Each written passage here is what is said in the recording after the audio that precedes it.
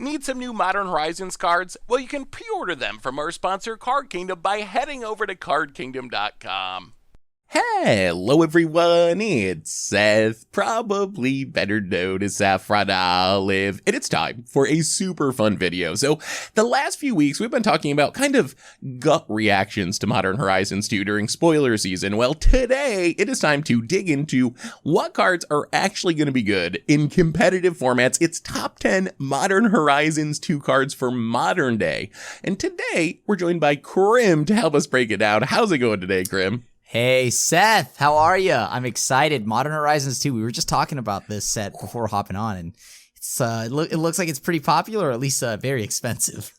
Yeah, this set is absolutely insane. It is super expensive everywhere. It's got a lot of stuff that's going to see play. And one of the interesting things, the way we usually do this is me and Crim each make a top 10 list, and then we kind of mash it together. There's so many good cards in this set that our lists were actually pretty different. We agreed on some cards at the top, but once you get past the top like 3 or 5 cards in the set, then there's just so many potential playables that we actually have like a bunch of cards on our list today. You can see our individual lists over on the website, MTGGoldfish.com. We'll link it in the description. But that means we got some honorable mentions that we're going to talk about. So we got a pretty sweet list to break down today. So are you ready, Crim, to count down our top 10 cards from Modern Horizons 2? Yes, I am. It's going to be a stack countdown, so let's get to it. All right, so first off, we have 2 different groups of honorable mentions. These are cards that one of us was higher on than the other. So first up, we have Crim's honorable mentions, which honestly, this set's so insane that I like a lot of these cards too. They just missed out on my top 10 list though. So Crim, why don't you tell us a bit about Strike It Rich, Sivulin of Sky and Sea, and also Esper Sentinel? So Strike It Rich is, well, just it doesn't look like much up front, but it's another free spell. So I'm like, maybe I'm just the only one that's like super duper high on this, because you also have to ask yourself what's getting cut from these lists for it. But right now you've got a 1 mana card that generates immediately another mana. So when you're playing a deck like Prowess or Storm, doesn't hurt. Maybe you have, maybe you don't need the turn, or you can't go off the turn. You can just flash it back at a later point, net yourself another mana for later. So, like, cause you know, like in some matches, it goes long enough. And then of course, Svialun, I believe I'm gonna pronounce it Svialun of Sea and Sky. That's probably right. Okay, we're gonna roll with that. I think this card is just like, there's a lot of sweet new Merfolk. Merfolk was like pretty much so like perfectly B tier medium for quite some time, at a point in Modern's, day, but then it kind of just fell off entirely. Because it wasn't fast enough. It wasn't like mid-rangey enough. It couldn't keep up with a good amount of the format. But luckily this set has brought so many new merfolks that are all just got a really cool batch of designs. So the professor is happy somewhere. And, yeah. So like this is just one of many. And then of course there's Esper Sentinel, which is going to be great in like Death and Taxes style of decks. You've already seen like Black-White or like Eldrazi, Orzhov Taxes with Leon and Arbor, yada, yada, yada. And this just slots in right there. And of course, this gives humans the card advantage that they've been needing, right? Because they had no way to just constantly accrue value, maybe like a Militia Bugler here and there, or like a Horizon Canopy. But Esper Sentinel changes that entirely, so I'm really excited to see how this plays. I'm also going to be very excited to see how this gets, like, what gets cut for it. I think it's going to be like a 2-2 split, 2 main, 2 side. Yeah, I like all these cards too. As I said, these are cards that just missed out on my list. Strike It Rich, Prowess, Storm style decks. Sivulin, definitely going to show up in Merfolk. We'll see if Merfolk got enough support to jump from like tier 2, tier 3 to like tier 1 or tier 2. Not really sure, but if it does, it's certainly going to be because of cards like Sivulin. And then Esper Sentinel, super sweet in humans and probably other places. And humans even can grow it with like Thalia's Lieutenants and stuff. Correct. So it's going to be more than pay a 1. You're going to be paying the 2 or paying the 3. And then it's really hard for decks to actually pay that tax, and you're going to be getting that consistent card advantage. So I like all these cards. There's just so many cards on the list. I also had some that didn't didn't make your list, my honorable mentions, Dragon's Rage Channeler and also Grist the Hunger Tide. So Dragon's Rage Channeler, been compared to Delver of Secrets. If you can turn on its Delirium, you get a 3/3 flyer. A little bit of a drawback that it's got to attack each turn. We haven't seen Delver decks be super strong in Modern. They do show up on occasion, but it's not like Legacy where they're one of the best archetypes in the format. But having Dragon's Rage Channeler alongside Delver might be able to get them there. Plus, the ability to surveil whenever you cast a non-creature spell is actually very, very strong. It helps turn on Dragon's Rage Channeler, but also just like fuels your Snapcasters, sets up the top of your deck to flip your Delver. So there's a lot of synergy in like an aggressive Delver shell. And then Grist the Hunger Tide, I just love this card. I think this is a card that is most likely to be like a one-of type card in decks that can tutor it up just for, it's like a, if you want to be able to Court of Calling up a removal spell, essentially, I think this is just the most efficient way to do it in Modern. So if you're playing like, Coco, Court of Calling, any of those type of synergies. So I don't think I would just jam this in like a generic like mid-range deck. But if you have those synergies, it can take advantage of the fact that it's a 1/1 insect. Then I think it's a pretty good like 1 or 2 of tutor target in your deck. Definitely. It's a very cool design, so I'm excited to see how it plays out. Yeah, definitely one of the most unique designs from the set. So, well, those are our honorable mentions. Let's jump into our top 10 list proper. And again, you can see our full list over on MTGGoldfish.com. Find it in the description. We'll link it down there. So number 10 on our list, we have a reprint, a new to Modern reprint in Flame Rift. Flame Rift, I feel like this is a card that only goes in one deck, but in that deck, can you figure out what deck really it is? Powerful. Yes, Crim, would you like to make a guess as to what deck this might go in? I'm just throwing darts here. Maybe I get lucky. Is it Burn? I would say probably. Okay, like, is it just me? But it feels like with the whole spoiler season, all the cards coming out, there's not a lot of buzz around this card. And maybe because it's sorcery, and that's like maybe like, you know, a little bit worse. And also hitting yourself can be a little bit of a drawback. However, I feel like this is just 2 mana, 4 damage, what Burn wants, right? Another way to deal Boros Charm. Because you're pretty much trying to, like, the 4 to you, whatever. You're trying to deal more that's going to probably hurt your opponents a lot more than it will you. So, I just think that this card isn't flashy. It doesn't, well, I mean, literally, because it's not sorcery or anything. But, like, on top of that, it just deals 4. So, maybe that's why it's not making its rounds. I think the card's sweet, though. And I think it already has a home in Modern Burn. Yeah, I actually very much agree with it. And I think you kind of nailed it. It's a card that, it's an old common that got reprinted. It's not a Planeswalker that's an insect or a free evoke cycle. So I feel like it's been overshadowed by the more flashy cards. But in Burn, this is exactly what you want. It's the same rate as Boros Charm. You don't really care about damaging yourself. The other thing, I was actually talking to some people about this card and mentioned how I felt like it only went in Burn. And quite a few people were like, this card's actually insane with Scourge of the Skyclaves. I don't know if it could show up in Shadow, but lowering both players' life total is like perfect way to grow your Scourge of the Skyclave. So I'm still not fully sold on that, but maybe it could show up in some sort of Shadow deck too. I actually really like that. It does exactly what you want. It gives you reach and it hits yourself. This is perfect. Oh my gosh, that's even better. Yeah, so maybe it's even better than we're giving it credit for. But anyway, let's move on. Number 9 on our list. We're staying in the world of reprints, and this is a reprint from the set that I'm highest on, Imperial Recruiter.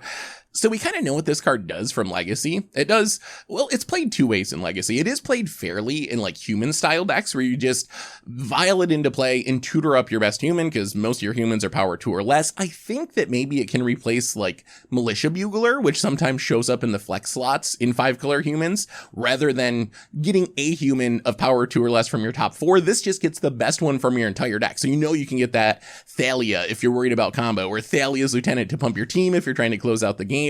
But really, this is a combo supporter. The main way this sees play is snagging combo pieces. In Modern, there's a lot of combos this supports. It gets Kiki-Jiki Deceiver Exarch. It gets Vizier of Remedies Devoted Druid. It gets not Heliod itself, but all the support pieces for the Heliod combo. It's cheap enough that you can hit it off Coco, kind of giving you additional combo pieces to hit with Coco. If you like end step this, whiff on your combo piece, but hit Imperial Recruiter, you just tutor up your combo piece, untap, cast it, win the game. So I feel like it's going to have a pretty big role in Modern, assembling all those creature-based combos that are so powerful. But Crim, what do you think about Imperial Recruiter? I'm right on board with that. I don't know if the humans needs this, but I will say that I think that is exactly, you nail it on the head there. This is going to go and get a combo piece. Even like isn't there a fancy artwork of this where it has, like, if you look closely, a Pestermite drawn on, like a little goblin that looks like Kiki Jiki. So the flavor on that art is also beautiful, and I want that one for my commander deck. But yeah, I think this card is really just there for combo, and that's going to be it. I mean, maybe some future archetypes, but right now it just looks like a combo piece or a combo tutor. Let's move on. Number 8 on our list. We have a new card, an interesting one. Urza's Saga. Crim, what are we doing with our new enchantment land Saga in the modern format? This just is really good, right? I mean, it's something that you can't interact with all that well outside of like maybe something like Tectonic Edge, right? I like the rulings on this are still a little fresh for me, but I think even that, like, do you want to spend your Tectonic Edge to kill a Saga that's going to go away in a few turns anyway? Like, kind of like, probably I don't even not, know like, if that's... or Ghost Quarter, right? Yeah, like what you know, like, is this good? I don't know. I mean, the ability though, the third chapter looks like it's going to hurt a lot because there's a lot you can do. There's lots of artifacts that you can grab with mana cost 0 or 1 exactly on the dot. Whether like, and like I could see like the Tron decks maybe grabbing a Pithing Needle or something like that. You know, like there's a lot you can do with this. I don't know everything that it's gonna, like, everything right now off the top of my head, because I'm wondering what you're gonna cut from it. What you're gonna cut from the mana base of Tron to play this. I think the easier home, Tron-wise, might be Eldrazi Tron, where you're playing so many janky, colorless lands anyway that you can cut something. They just have to play so many colorless lands. So that might be a good option. The other places that people have mentioned this card, and I think this card has potential in artifact decks where you can maximize the second lore counter. Someone sent me a really sweet Lantern control list where Urza Saga is getting every one of your Lantern pieces and making a big creature. And then the other thing people have been talking about, which I'm excited about this deck, is other pieces from Modern Horizons 2. We got Titania, and this can tutor up Zuranorb. Titania can get this back from the graveyard. Zuranorb sacks all your lands and makes just a ton of 5/3s, so you just essentially combo with your Titania and win. So the more cards we've seen, the higher I've gotten on Urza Saga in Modern. I think it can do something really sweet in the right deck. I've noticed that anything Urza related, every Modern Horizons has been very, very powerful. So I'll just believe that if it doesn't have a home now, it will definitely in the future. And it's already looking like it's found a home, so.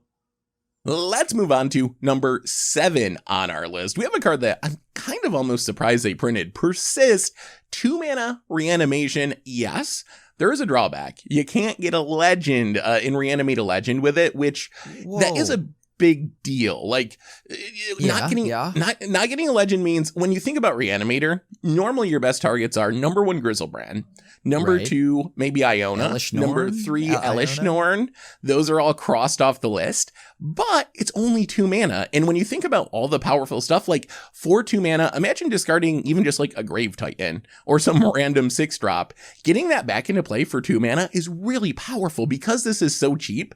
I don't think you have to be getting Griselbrand level I win the game immediately targets.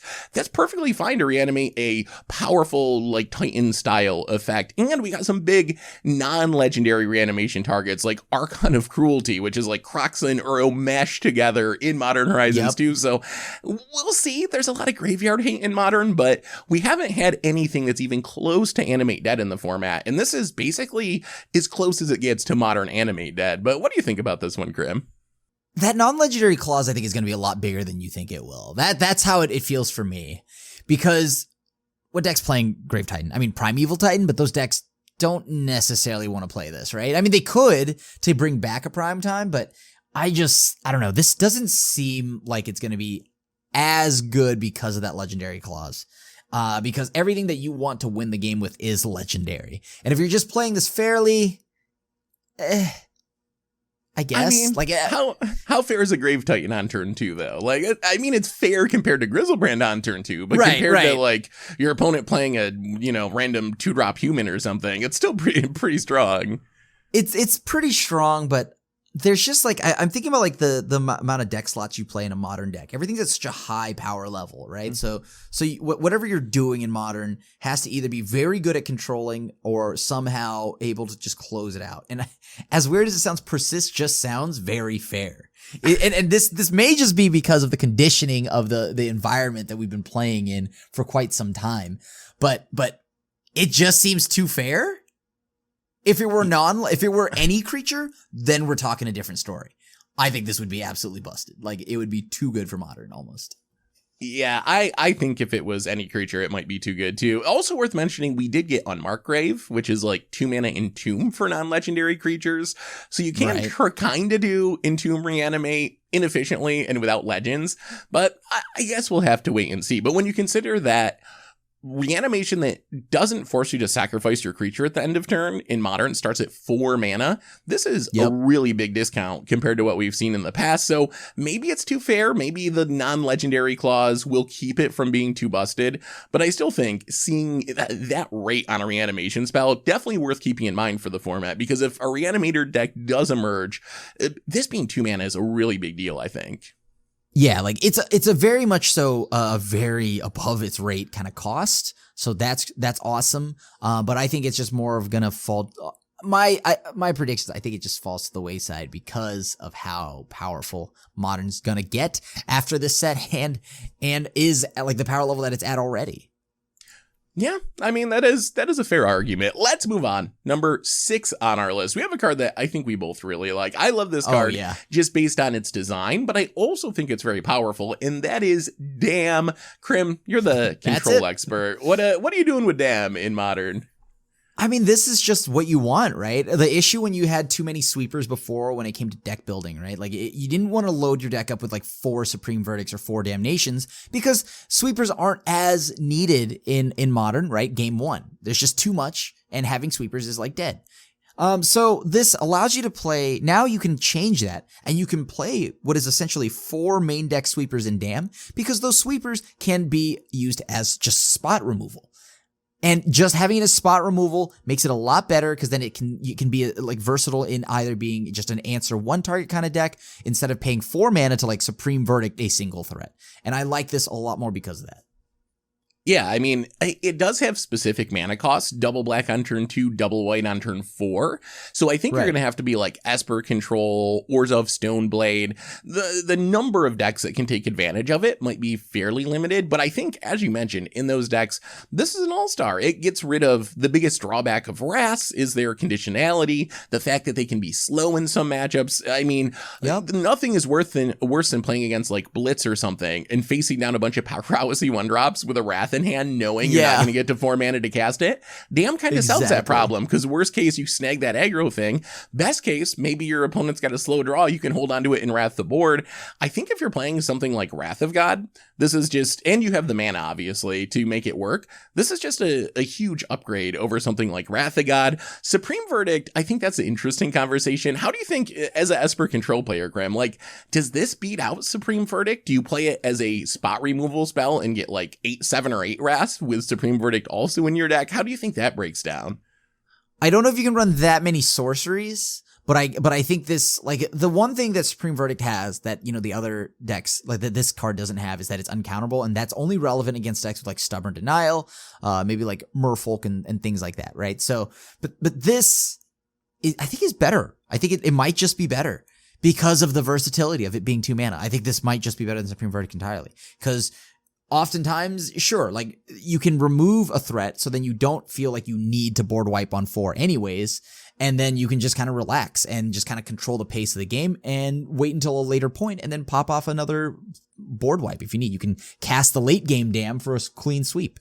So I think this might just be better than Verdict.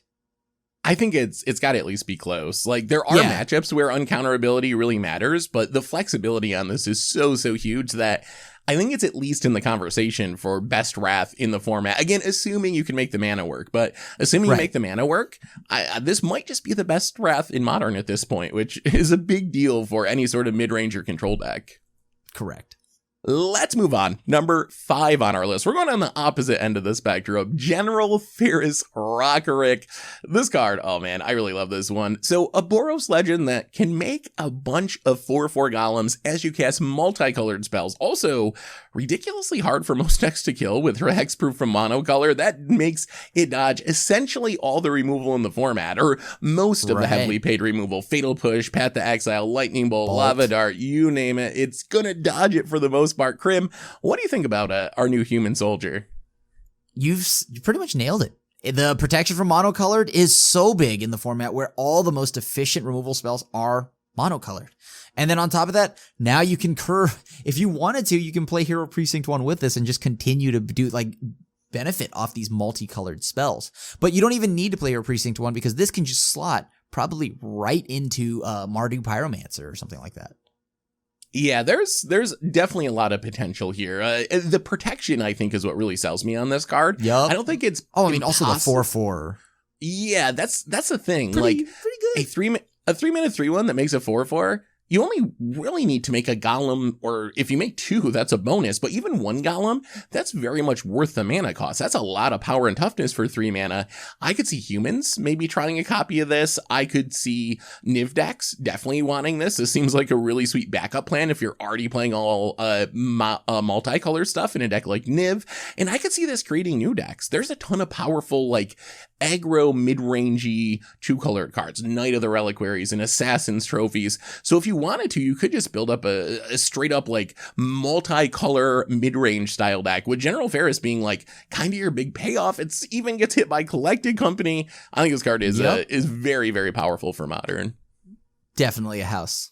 Let's move on. Number 4 on our list. We enter the world of 1-drops with Ragavan Nimble Pilfer. And this card kind of looks like a meme as a monkey pirate, but boy, is it scary. I've seen think of Robber of the Rich in the snowball effect, or Dreadhorde Arcanist in the snowball effect. Ragavan kind of has that going for it, except it costs 1 mana. If you can play this and start attacking with it and getting treasures and maybe stealing your opponent's cards, that can snowball incredibly quickly. I think the best comparison I heard for this is Goblin Lackey in Legacy. Goblin Lackey is a 1 mana 1-drop that you essentially have to either block or kill before it hits you on turn 2, or there's a decent chance you're going to lose the game by your opponent putting a Siege Gang commander or something into play.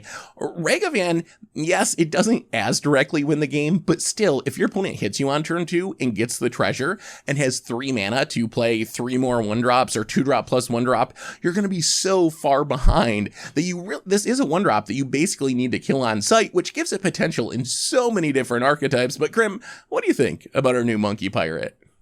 Ragavan is absolutely beautiful. I think this is such a sweet card. And it being able to just, I think it being able to just kind of generate the value on its own by exiling the top card of your library and then giving you the treasure to eventually cast whatever off the top. This can definitely spiral out of control pretty quick. And most importantly, that dash ability makes it very scary. That dash means that now after a sweeper, you dash this in, and when the shields are down, you connect automatically. You get that treasure and you start rebuilding all over again. And yeah, the only issue I have with Ragavan is that it is legendary. The difference between this and Goblin Lackey is that this is legendary, Lackey is not. So drawing this in multiples feels kind of bad. But at this point, you're probably okay with that, because let's just assume that as soon as Ragavan hits the board, it's going to probably die, and then you just play the other one. Yeah, it reminds me a little bit of Heart of Kirin in that sense, where Heart of Kirin people played 4 of a lot of times because it had such a big removal target on it. And I think Ragavan's probably going to be the same. People are going to try to kill it. It does only have 1 toughness, so it is going to die a lot. So maybe you can get away with playing multiples. But if it sticks around, like Dreadhorde Arcanist or Goblin Lackey, this is a 1-drop that can just kind of snowball into a victory more or less by itself with the weird card advantage and the mana it makes. So definitely a very high upside 1-drop that I've heard people talking about for a ton of different archetypes, from Zoo to Jund to Delver style decks to Burn style decks. And yeah, back in Legacy, this was one of the highest rated cards in our Legacy top 10 list. So Ragavan, absolutely just absurd 1-drop. Only disappointment is I kind of wish it wasn't a mythic. This is a card that prices are absolutely insane on at the moment in paper and on Magic Online. This card's $100 for a copy. So that's a bit of a drawback, but still still, it's a super sweet card. How far we've gone from a jackal pup, huh?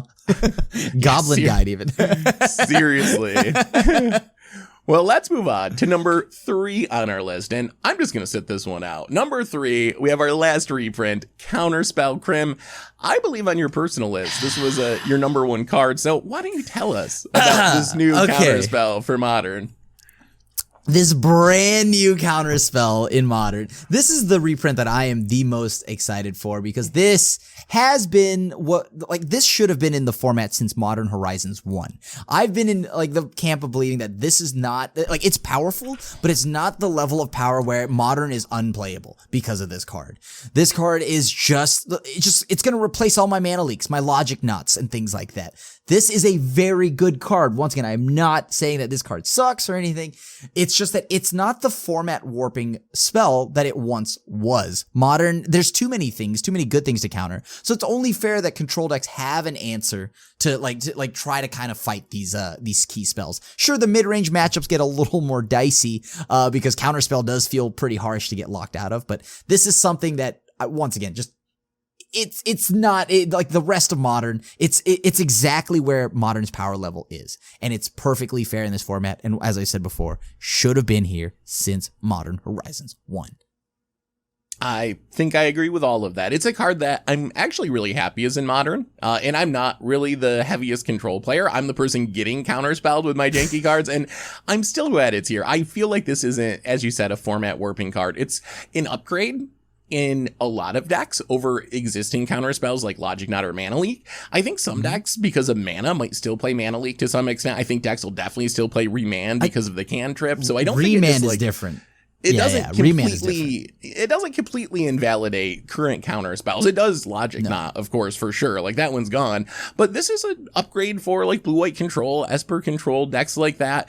And I think that's a good thing. Like, and it's a very iconic spell. And it feels weird that it hasn't been in Modern, honestly. I definitely agree with you that it feels like it should have already been there. And Modern Horizons fixed that problem. So even though I'm the one that's going to be on the receiving end of counter spell, I think I'm happy to have it in the format and not worried about it breaking anything or whatever. I've been waiting for this for so long, and like every set I ask, are fairies playable again? I'm definitely going to try this in fairies, and then I'm going to quickly remember that I'm still playing fairies and I need to let it go. So let's move on. Number 2 on our list, we have Dauthi Voidwalker. Oh my goodness, I love this card. Can you say that again? Dauthi Voidwalker. Tomer made fun of how I said this too. It's not DEW. You know that, right? It's just Dauthi. Oh, Dauthi. That actually makes more sense with the English language. I swear that Tomer did the same thing during the Commander Top 10. I swear the same exact thing. All right, so Dauthi Voidwalker. No, you don't even say just Dauthi, not Dauthi. Dauthi Voidwalker. Let's go with that one. Yes. Leyline of the Void on a stick, and this is one of my favorite cards from the set. This is a hate bear with the upside of I win the game in some matchups, with its ability to steal the card that it exiles with its Leyline of the Void ability. Imagine like the best case of like playing this into a Thoughtseize, taking an Emrakul, taking a Karn, taking a Jace, taking it to Fairy, casting it for free. Absolutely insane. Plus, it's a hate bear that exiles your opponent's graveyard. It's one-sided like a Leyline of the Void, not hitting your graveyard. It's a 3/2 unblockable, also can't block because of Shadow, but no one plays Shadow creatures, so it's like super flying in the Modern format. This card is absolutely insane. Crim, also a rogue. I figured when I saw this card, you were actually the first person I thought of, thanks to its creature type and its stealing your opponent's stuff ability. But what do you think about Dauthi Voidwalker? Dauthi Voidwalker is exactly the power. Like, this is the new 2-drop, right? Like, this is one of the new just 2-drops, and this is the bar for what a 2-drop needs to be now. Because this gives you, first off, main deckable graveyard hate, one-sided graveyard hate that plays very well with discard spells. Before it felt kind of bad, like like the swing turns where you just play like a Thoughtseize and you know the bug where they just draw whatever you Thoughtseize and it comes right back and that's the end of that and you lose the game for Thoughtseizing. This allows you to now immediately get whatever you Thoughtseize, force the opponent to answer this. So decks like Tron, all that stuff, they need to kill this. They can't just run no interaction and wait until, you know, like, well, I can play through some, I don't know, silly Void Mirror hate or something like that. But they cannot play around the Voidwalker, which will steal their best threat. And that is major. And remember, this is whenever a card is put into, I gotta read this, choose an exiled card an opponent owns with a void counter. So with anything that's been exiled from this card, oh my god, that's so good. I just keep reading it and I'm like, hold on, it does more again. And it's so amazing. And it makes rogues enjoyable. It like rogues might be a form. Okay, I joked about it last time, but I think it's real in Modern now. Okay, it's real now. I don't know about rogues being enjoyable, but I do think this card is a huge deal for rogues. It works so well with what they want. Rogues have like Una's Blackguard that wants unblockable creatures. You have, oh no, what's the standard? Zerasan that wants unblockable rogues to ninjutsu. So it fits everything that the rogues want to do. Other thing worth mentioning about this card is oh, go ahead. It exiles. Ooh, it does kind of shut down your opponent's graveyard plan. Yeah, although, if you're milling your opponent, then you're going to get lots of cards with Voidwalker and probably mill over the big thing that can win you the game. Also worth mentioning, 2 mana. And those cards that gets exiled with void counters, they stick around with void counters. So you can potentially loop this with Lurrus as well if you're playing the right deck, where you like cast one of your opponent's cards, recast this, you still have all the void counters from before, cast another card once it's off summoning sickness. So this card is just, it's a great hate bear. Like, even if you didn't have the I win the game by casting your Emrakul ability, it's still a really solid, like, can't be blocked hate bear. And then you have the upside of just randomly winning the game sometimes. Yeah. Let's move on to number 1. And here, a little bit of cheating. We got a whole cycle, but how could we resist? Maybe not the red one. The red one, yeah, the red one is definitely at the very bottom of my rankings. I do think Fury can maybe see some sideboard play in the right deck, but it is definitely, the way I see these is you have Grief number 1 by a pretty decent margin. Then you have blue, green, and white all in the middle, which are also very good and going to see main deck play. And then you have Fury way down on the other end, like, maybe some decks can put it in the sideboard. If Fury had Flash, like a lot of the other ones, then I think it would actually be a reasonable card. But as a main phase card, not that exciting. Even if it had Flash, is that really that good? Because it needs to make it so that it could split its damage amongst players too, and then we could maybe talk about that, right? If you could hit players, that would be insane. That would be an insane burn card. But the thing is, you can't, and I think this Fury's like almost unplayable. The rest of the cycle though. Yeah. So endurance, pretty good. I think what endurance is just good because for a 3 mana 3/4, I would just play it normally. It has reach, flash, 3/4 for 3 mana. That's just great on its own. It can be used to save your own graveyard from graveyard hate or used to tuck someone else's graveyard, right? So the versatility is there, and with it being flash, it makes it really powerful. So for me, I think it goes number 1, Grief, Solitude, and then Subtlety, Endurance is tied, and then Fury's just not even on there. So, like Fury would just be a basic land.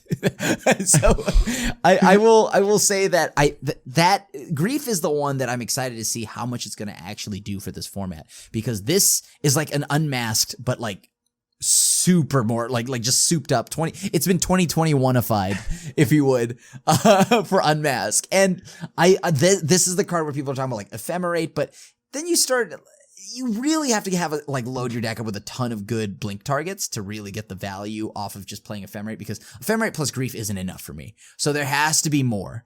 And I'm sure there is a list that can really take advantage of that. Jun could try this. It's, decent body, I guess. But yeah, this card seems powerful. I'm excited to see what it does. Solitude, I think, is amazing.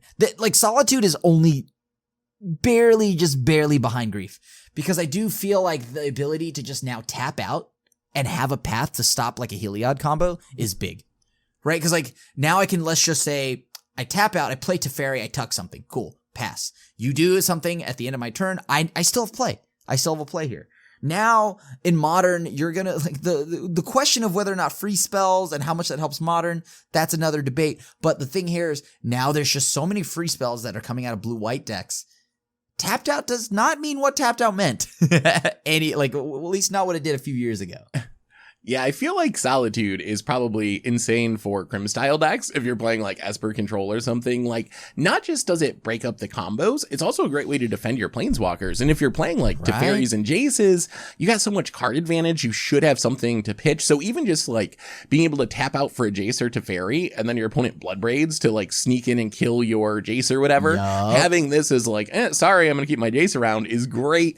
Endurance, I'm also really high on because I just like the body. Like a 3-mana 3/4 flash reach is decent, and a lot of decks in Modern do something with the graveyard. Obviously you got the blowout potential of like, oh, you're up against Dredge or like Reanimator or something, but so many decks have some graveyard synergies, like Death Shadow decks playing random Unearths, or even like Burn style decks having Lava Darts or Snapcasters in Control, that the ETB is almost always going to do something. It obviously isn't the blowout it is against Dredge or something in every matchup, but it's going to do a little something in most matchups. And then Grief, I like the Ephemerate synergy. I feel like that is maybe strong enough to build a deck around. We'll obviously have to see. It's going to take some work to find the right shell to actually make it competitive, because as you mentioned, you are going to need more blink targets than just Grief, or you're going to have some consistency issues. But I do think that Grief is the closest thing to like winning the game out of these cards. Like if you do Grief and double or triple its trigger on the first turns of the game,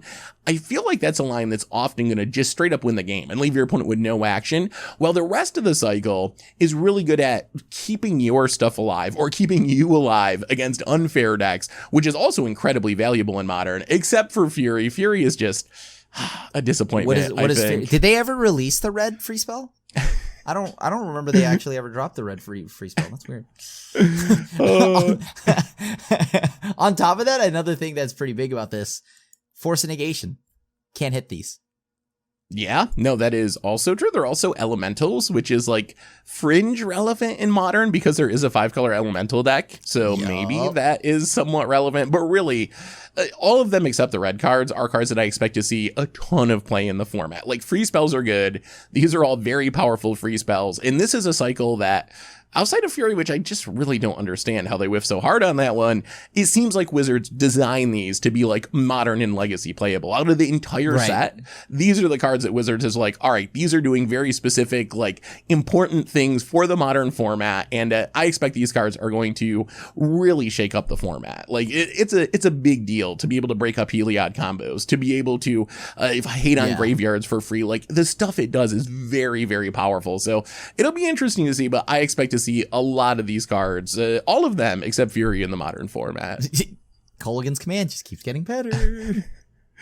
On that note, I think that brings us to the end of our top 10 Modern Horizons 2 cards for the Modern format. So Crib, thanks for hanging out and doing it. It's always fun.